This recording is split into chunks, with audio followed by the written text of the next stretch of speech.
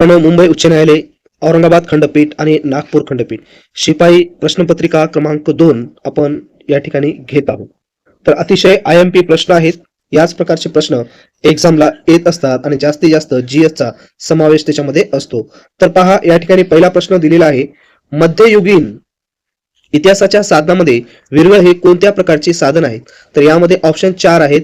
लिखित, मौखिक, भौतिक साधन आणि यापैकी नाही. तर या प्रश्नाचं पहिलं उत्तर आहे भौतिक साधन. त्याच्यानंतर पुढचा प्रश्न, सभासद बखर कोणत्या छत्रपतींच्या कारकिर्दीत लिहिली गेली? यामध्ये पाहू शकता आपण छत्रपती शिवाजी महाराज, छत्रपती संभाजी महाराज, छत्रपती राजाराम महाराज, छत्रपती शाहू महाराज. तर या प्रश्नाचं योग्य उत्तर आहे मित्रांनो ऑप्शन नंबर 3 छत्रपती राजाराम महाराज. त्याच्यानंतर पुढचा प्रश्न, तंजावर येथील बृहदेश्वर मंदिर परिसरात कोणता महत्वाचा शिलालेख आढळतो? तर चोळ, भोसले, यादव, पांड्य. तर या प्रश्नाचं योग्य उत्तर आहे भोसले शिलालेख. पुढचा प्रश्न, तवारीख म्हणजे काय? तर युद्धाचा नकाशा, घटनांचा कालक्रम, महसूल हिशोब, आज्ञापत्र. तर या प्रश्नाचं योग्य उत्तर आहे घटनाचा कालक्रम.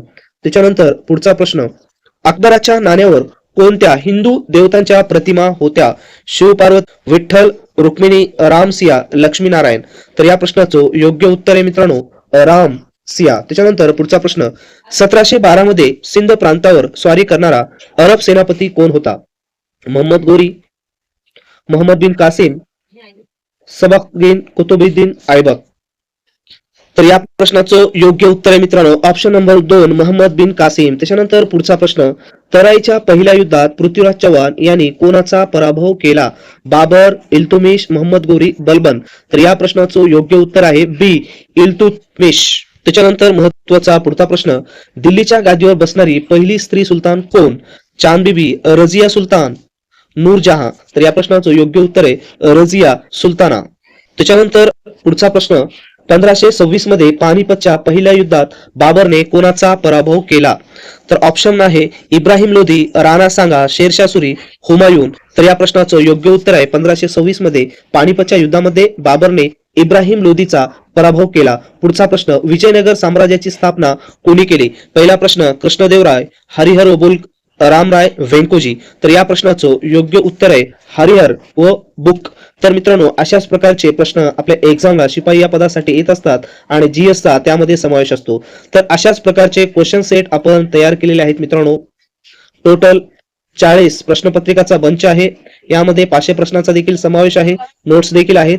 त्याची लिंक डिस्क्रिप्शन बॉक्स मध्ये दिली आहे, त्या ठिकाणी जाऊन तुम्ही डाउनलोड करू शकता. आणि तेवढी जरी तयारी केली आणि युट्यूबवर आपले व्हिडिओ जर पाहिले तर तुम्हाला आउट ऑफ 30 पैकी 30 गुण या ठिकाणी मिळू शकतात. तर पुढचा प्रश्न पहा, आमुक्त माल्यदा हा ग्रंथ कोणत्या भाषेमध्ये आहे? नंबर 1 संस्कृत, तमिळ, तेलुगू, कन्नड. या प्रश्नाचं योग्य उत्तर आहे मित्रांनो तेलुगू. पुढचा प्रश्न, बहमनी राजाचा पहिला सुलतान कोण? मोहम्मद गावान, हसन गंगू, युसुफ आदिलशाह, निजामशाह. तर या प्रश्नाचं पहिलं उत्तर म्हणजे योग्य उत्तर आहे हसन गंगू. त्याच्यानंतर पुढचा प्रश्न, मुघल सत्तेचा संस्थापक कोण? अकबर, बाबर, हुमायून आणि औरंगजेब. तर या प्रश्नाचं योग्य उत्तर आहे बाबर. त्याच्यानंतर पुढचा प्रश्न, महाराणा प्रताप यांनी मुघलांशी कोणता संघर्ष केला? नंबर 1 हल्दीघाटीचे युद्ध, पानिपतचे युद्ध, चौसाचे युद्ध, खानवाचे युद्ध. तर या प्रश्नाचं योग्य उत्तर आहे महाराणा प्रताप यांनी मुघलांशी हल्दीघाटीचे युद्ध संघर्ष केलेला आहे. पुढचा प्रश्न, चांद बीबीने कोणत्या किल्ल्याचे मुघलांपासून संरक्षण केले? तर रायगड, अहमदनगर, जुन्नर, दौलताबाद. तर या प्रश्नाचं योग्य उत्तर आहे अहमदनगर म्हणजेच अहिल्यानगर आत्ताचं. पुढचा प्रश्न, गुरु नानक देव यांनी कोणत्या धर्माची स्थापना केली? बौद्ध, शीख, जैन, सुफी. तर या प्रश्नाचं योग्य उत्तर आहे मित्रांनो शीख. त्याच्यानंतर पुढचा प्रश्न, ज्ञानेश्वरी या ग्रंथाची रचना कोणत्या संताने केली? नंबर 1 संत नामदेव, संत ज्ञानेश्वर, संत तुकाराम, संत एकनाथ. तर या प्रश्नाचं योग्य उत्तर आहे मित्रांनो संत ज्ञानेश्वर. त्याच्यानंतर पुढचा प्रश्न पहा, 18 नाचू कीर्तनाचे रंगी ज्ञानदीप लावू जगी ही कोणाची प्रतिज्ञा होती? संत नामदेव, ज्ञानेश्वर, संत चोखामेळा, संत सावतामाळी. तर या प्रश्नाचं योग्य उत्तर आहे संत नामदेव. अशाच प्रकारचे ऑथेंटिक प्रश्न आपण आपल्या चॅनल अपलोड करत आहोत, त्याच्यामुळे जास्तीत जास्त चॅनलला शेअर करा आणि सबस्क्राईब करा. त्याच्यानंतर पुढचा प्रश्न, संत एकनाथांनी कोणत्या काव्य प्रकार लोकप्रिय केला? म्हणजे कोणता काव्य प्रकार लोकप्रिय केला? तर संत एकनाथांनी अभंग, ओवी, भारुड, पोवाडा. तर यापैकी योग्य उत्तर आहे ऑप्शन नंबर 3 म्हणजे सी भारुड. त्याच्यानंतर पुढचा प्रश्न, जे का रंजले गांजले त्यासी म्हणे जो आपुले, हा संदेश कोणाचा?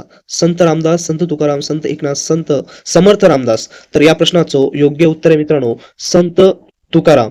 त्याच्यानंतर पुढचा प्रश्न पहा, समर्थ रामदासांचा प्रसिद्ध ग्रंथ कोणता? तर या प्रश्नाचं ऑप्शन पाहू शकता तुम्ही, भावार्थ रामायण, दासबोध, अमृतानुभव, पसायदान.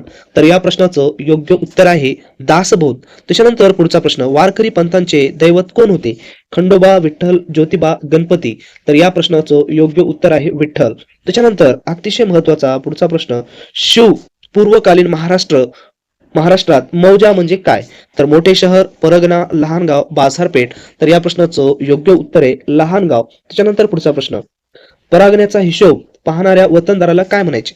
पाटील, कुलकर्णी, देशपांडे, देशमुख. तर या प्रश्नाचं योग्य उत्तर आहे देशपांडे.